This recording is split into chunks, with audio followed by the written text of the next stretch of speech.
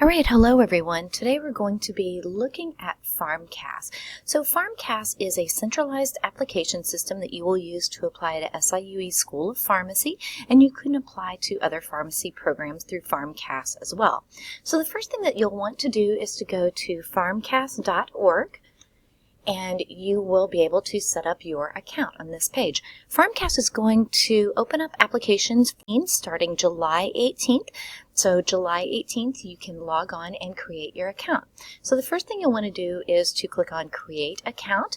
And on this page, this is where you will type in some required information, and you have options as well. So minimally, you'll need to indicate your first name and last name. You can enter additional information in this Your Name section. Contact information, you're going to enter in an email address that you'll check frequently and confirm that, and then your phone number.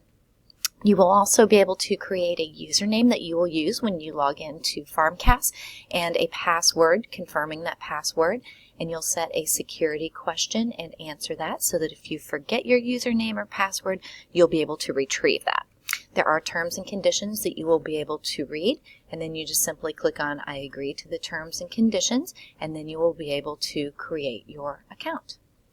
So after you create your account, you will have an email sent to you confirming your PharmCAS account with your username. So then you will just log in here with your username and your password. Signing in. And whenever you sign in, you're going to come to this landing page, and there are some tabs at the top. I just want to introduce those to you. You're going to have a couple of things that are pretty helpful up here in the upper right hand corner. This is information where you can email PharmCAS if you have a concern that you can't find in the instructions and frequently asked questions. But the instructions and frequently asked questions is really quite useful, and I definitely recommend that you check out the PharmCAS Quick Start Guide initially as you're beginning your process. And then they actually have different sections in here to elaborate on frequently asked questions that students typically have when completing their PharmCAS application. So definitely be sure to use this, especially if you are stuck on a particular section. So back to your PharmCAS.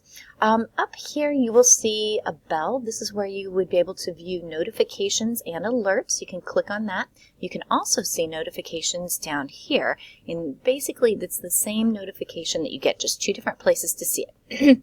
So if you click on this, you'll be able to see any alerts, and then you'll be able to see your notifications. Now, notifications are also sent to you via the email that you indicated on your contact information. So the first notification that you'll get, you will see some information including your PharmCAS ID number, and then some instructions and their contact information as well on here. So let's go back to our home page. Frequently asked questions, the notifications. Up here you see your PharmCAS ID, and here you'll see your first name and last name. And you can also find instructions in the drop-down menu here. You'll be able to see your profile, and you can see information about the Fee Assistance Program. So if you are interested in participating in the Fee Assistance Program, this is something that you will actually need to complete before you complete your PharmCAS. So this is pretty important. If this is something that you may want to apply for, click on this, read over the information, and you will need to submit some tax information returns. So make sure to complete this section first, again, if you are interested in the Fee Assistance Program. And you can also sign out up here using this drop-down menu or the button here as well. So going back to our home page, you'll see some tabs up here at the top as well. So the first tab that you'll see is your application, My Application. Before you access this, you may need to select programs that you wish to apply for, and we'll go through that in just a moment. This is where you can add programs to which you wish to apply, and I'll show you how to do that in an upcoming video. Eventually, you'll be submitting your application on this page. It will show you the status of the schools to which you applied and the total fees and the deadlines for those various programs that you're applying to. And finally, the Check Status tab is also important. This is where you will be able to see the status of your transcript requests that you'll be making and whether or not PharmCAS has received those.